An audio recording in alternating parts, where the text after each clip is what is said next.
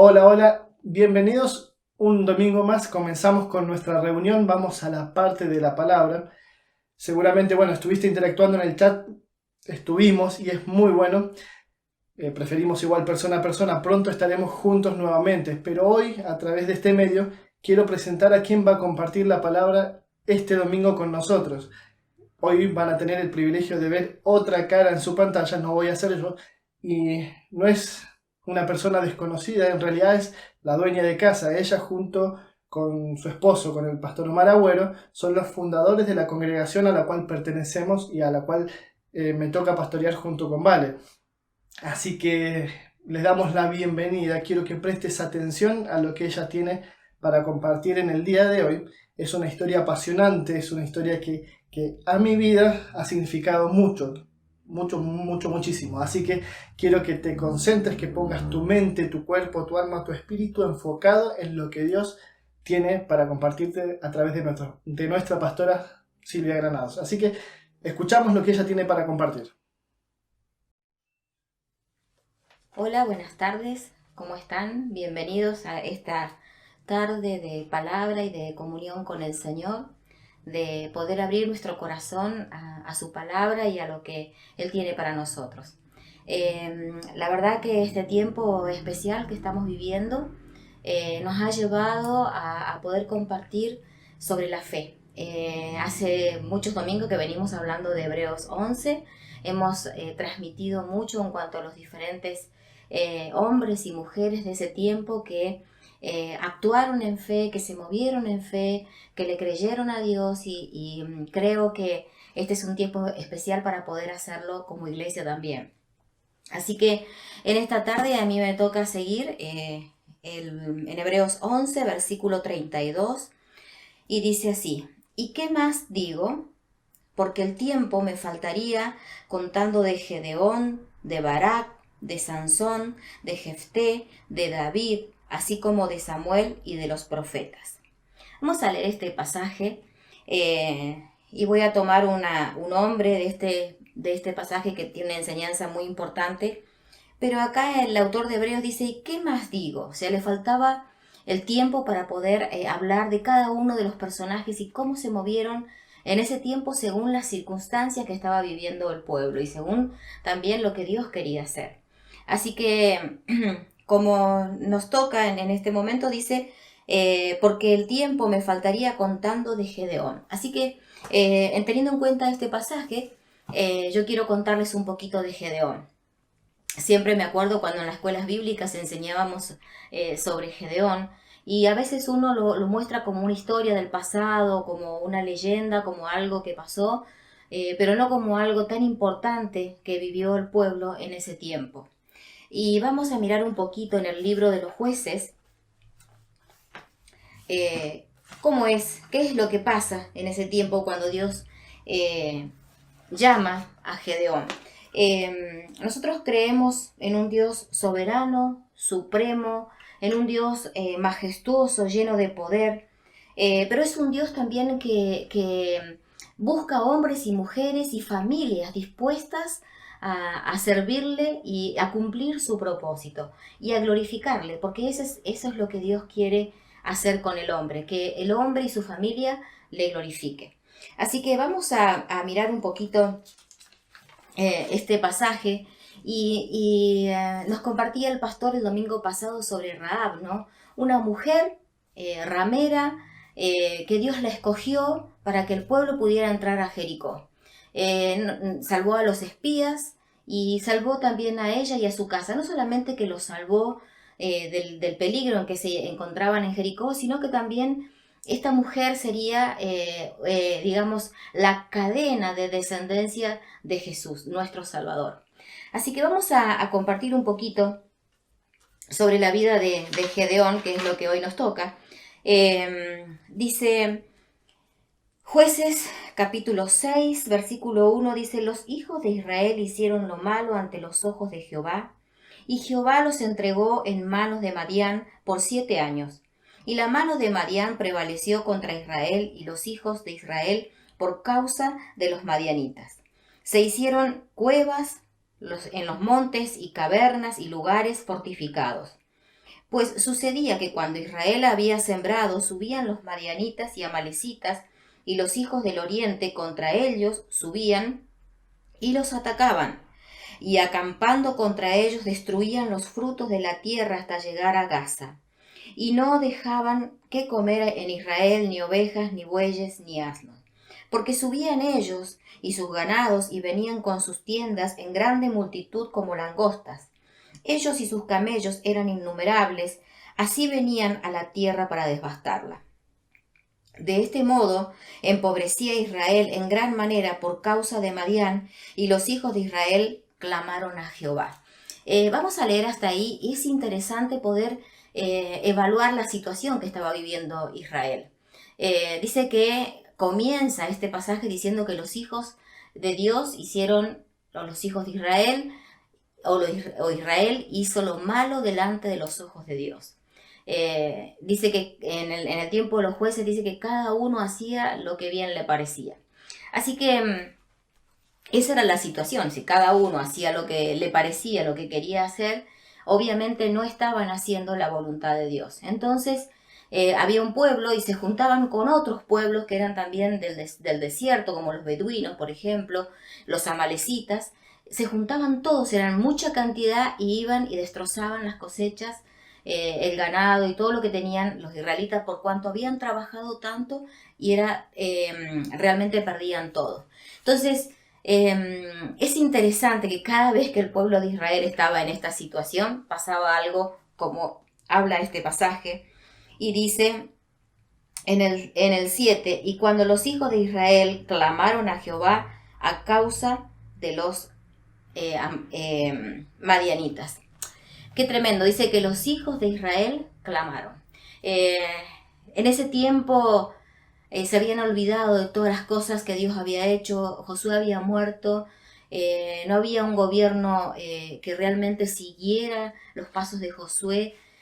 No hubo hombres o mujeres que amaran a Dios y no se mezclaran ni adoraran a otros dioses. Hacían todo al revés. Entonces, cuando se vieron en esta situación que venían los madianitas con todos los otros pueblos del desierto y les robaban y mataban sus ovejas, sus vacas, todo lo que tenían, el pueblo empezó a clamar. Y creo que esto es uno de los principios que siempre sucede cuando tenemos que abarcar, digamos, el corazón de Dios, por así decirlo.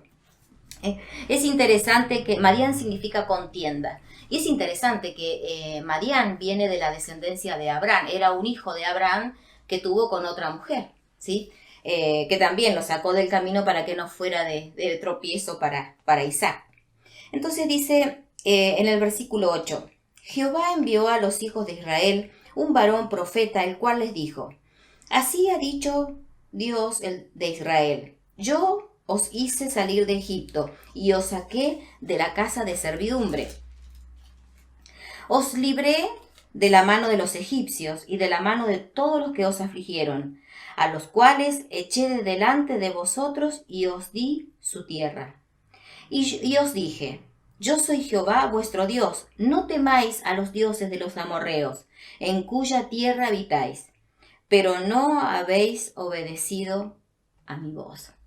Saben, cuando ellos clamaron, Dios mandó el profeta y les dijo, miren, el problema es que ustedes no hicieron lo que les dije, no obedecieron. Yo les entregué esta tierra, les dije que iba a estar con ustedes, pero ustedes quisieron adorar a otros dioses, ustedes quisieron servir a otros dioses, me dejaron de lado, se les fueron lejos. Y este es un poco el título de todo esto, ¿no? Se fueron lejos adorando a otros dioses. Entonces, ¿qué empezó a suceder? Dios se quedó a un costado y veía todas las cosas que estaban aconteciendo hasta que el pueblo empezó a clamar y Dios les dio una respuesta. Ahora, lo que más me impacta del Señor no es que Él les dijo esto como un reproche y no hizo nada. No les dijo, bueno, ustedes hicieron mal, ahora se las bancan, ahora arréglenselas como puedan, no sé, vean cómo van a salir. Esa es la grandeza del Dios que nosotros tenemos. La grandeza que el Dios que nosotros tenemos de Dios es un Dios que no se queda con un reproche, no es un Dios que no hace nada al clamor de sus hijos. Aunque hayamos cerrado, no cierra sus ojos, ni sus oídos, ni su boca para ayudarnos.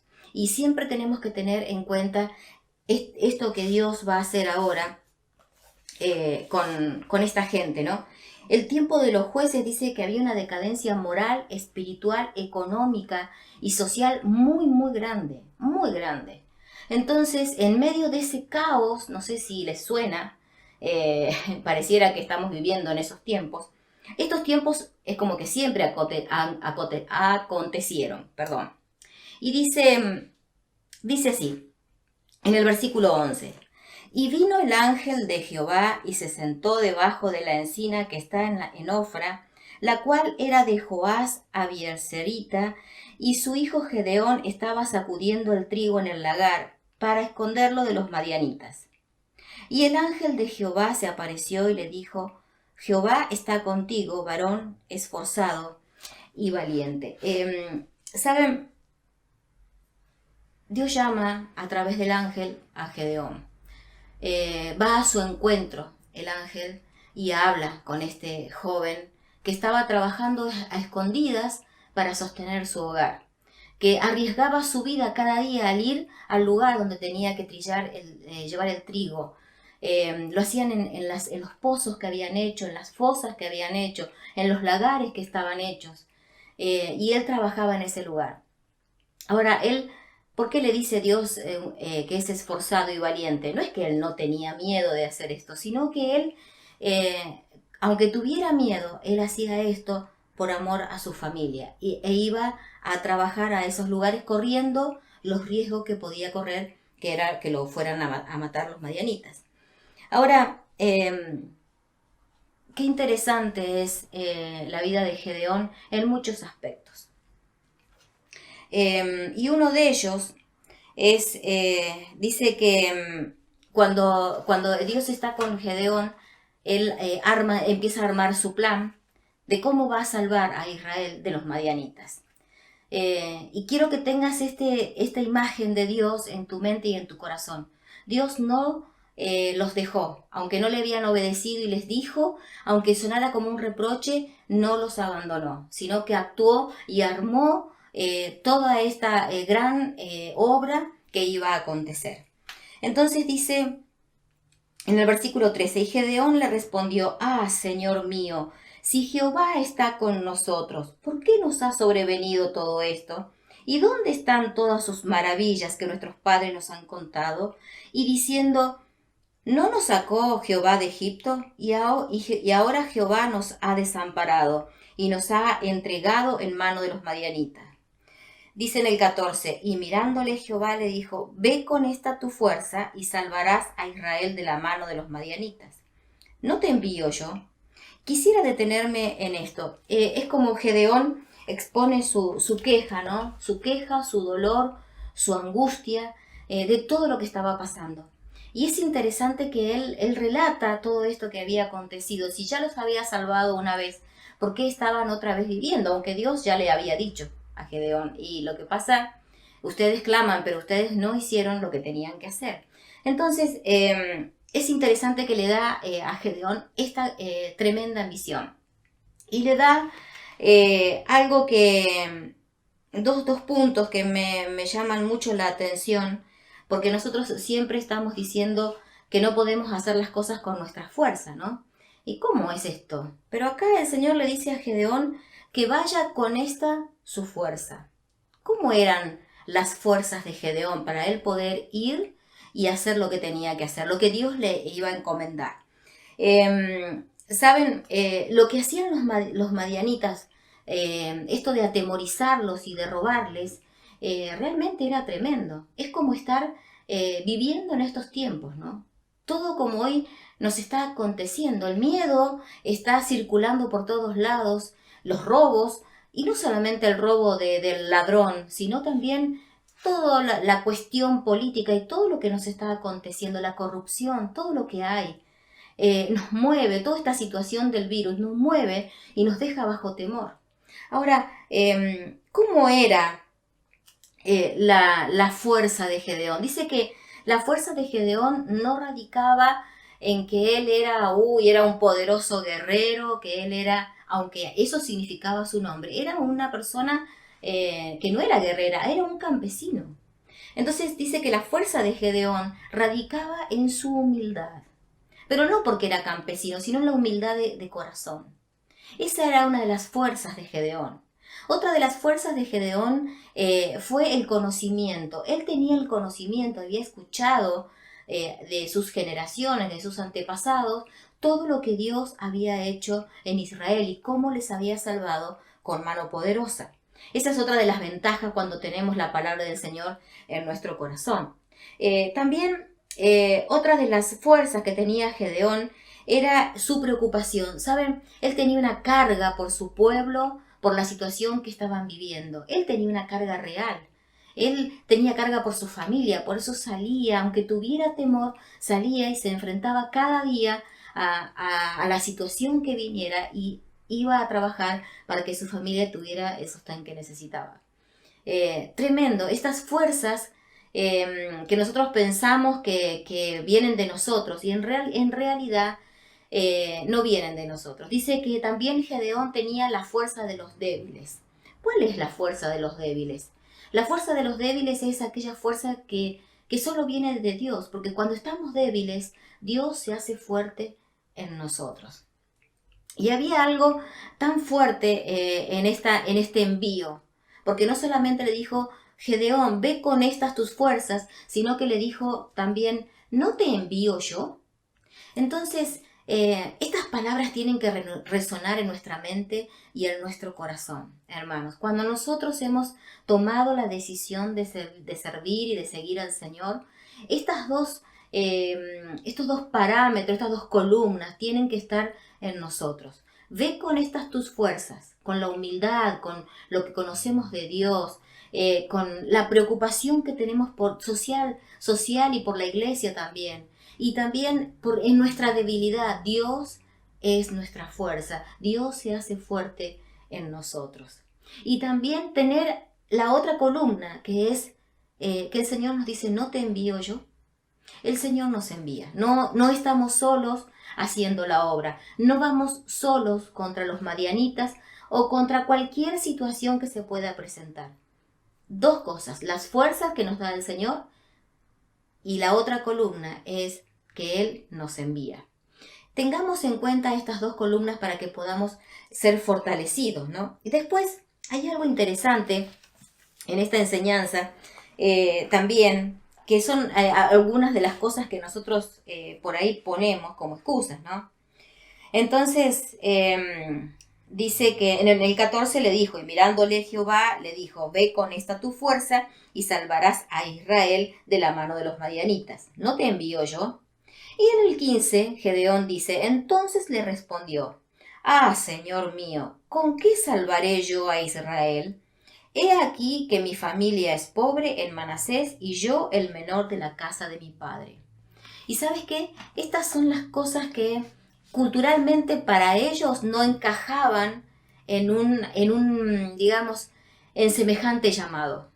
Estas dos cosas no encajaban en la mente de Gedeón porque para lo que ellos necesitaban era un ejército fuerte, necesitaban soldados, necesitaban caballos, necesitaban camellos, necesitaban armamento. Eso es lo que nosotros tenemos en la mente.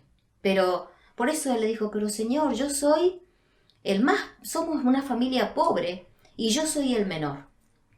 Por lo general, para estas cosas, estos llamados grandes siempre se busca al hijo mayor, al primogénito.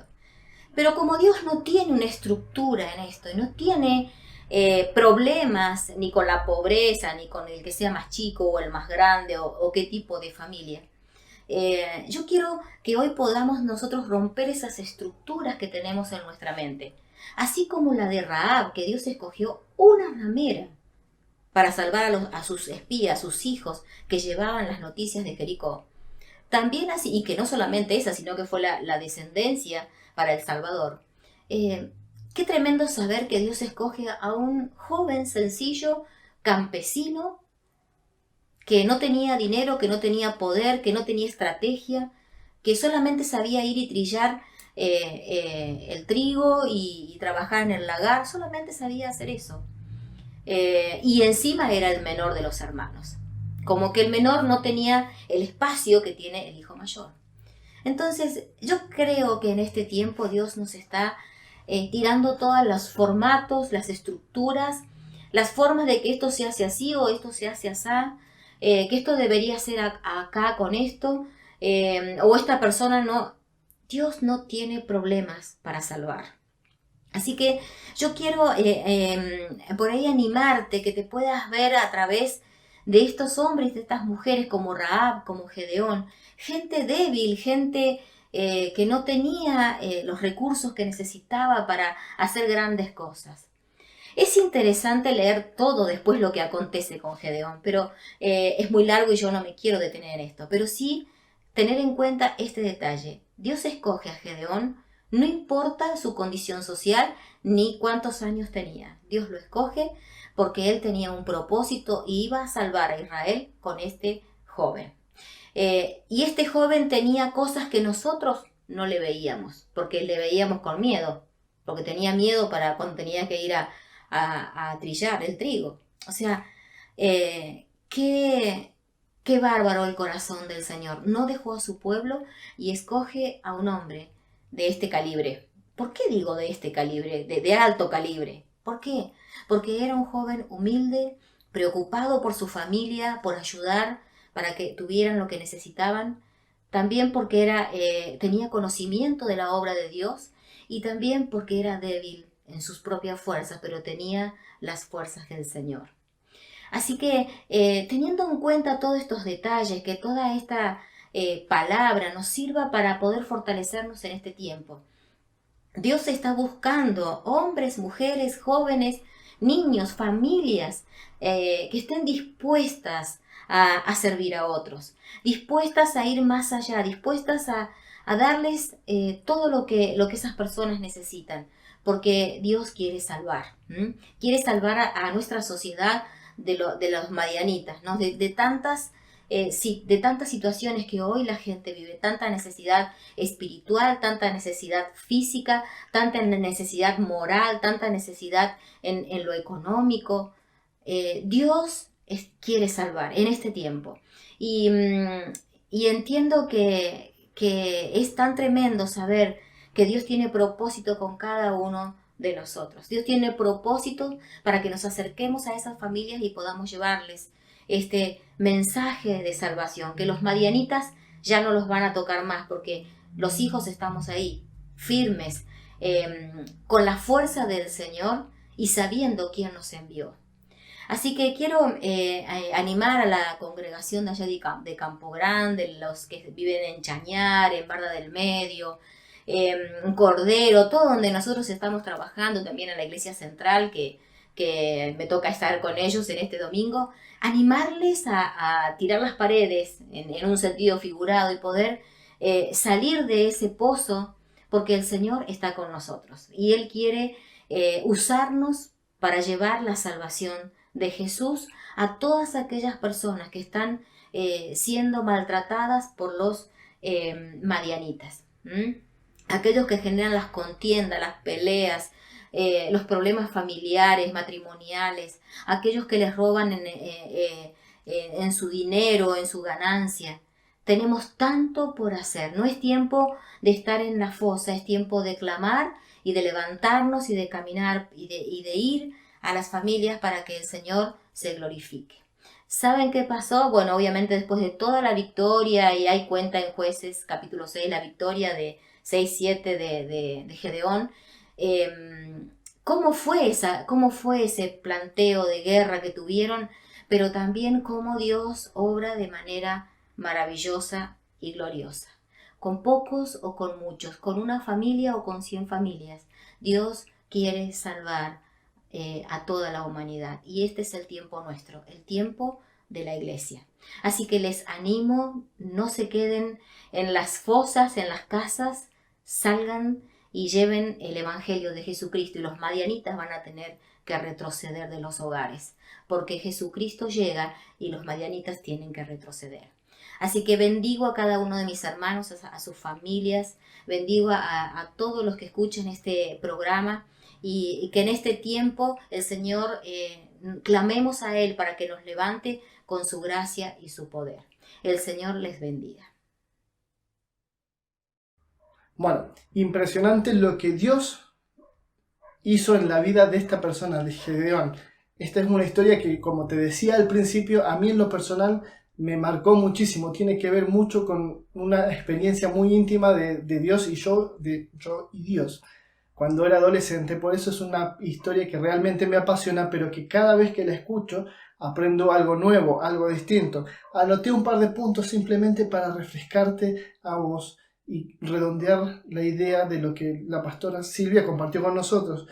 Y me interesa que veas esto, que Dios no funciona según nuestra lógica. Dios te sale al encuentro y a través de lo que nuestra pastora compartió, te está saliendo al encuentro en este momento para que conozcas a Dios, salgas debajo del gobierno del miedo de este tiempo y puedas realmente vivir en libertad y en paz, que esa paz solamente proviene de Dios. Él no se limita a nuestra cultura. Veíamos ahí, nuestra pastora explicaba que Gedeón era el menor de los menores, pertenecía a una tribu pequeña, era todo lo contrario a lo que nosotros hubiésemos elegido. Pero si Dios te eligió, si Dios te envió, anda tranquilo. Así que la verdad ha sido una bendición, ha sido muy bueno lo que ha compartido y espero que haya sido aún más bueno para vos. Que esto no quede solamente en una buena historia, porque no es solamente una historia, es una demostración de lo que Dios puede hacer en tu vida y de lo que Dios quiere hacer en este tiempo donde nos quieren gobernar a través del miedo. Te encuentres realmente con Dios o pienses realmente quién es tu Dios y vivas en paz y en libertad. Que Dios te bendiga.